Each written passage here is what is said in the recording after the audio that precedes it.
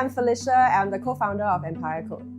We are a coding and robotics school for kids aged 4 to 16. So we do fun and engaging education for the kids. I think a lot of parents, they get very surprised when I let them know that, my youngest student was 2.5. Because they normally think, can they start when they are 10 or 11? And I was like, no, they can start at preschool. Because it's a language. And the earlier that you learn the language, the easier it is for you. Play is very important. Getting them to just rote learn is not as fun as when they really enjoy it through playing. How NTUC embraces creating meaningful experiences through using play really resonates with me. I can really relate to that belief in the importance of play regardless of any age, whether it's from young all the way to 60 and 70. It's very important to learn.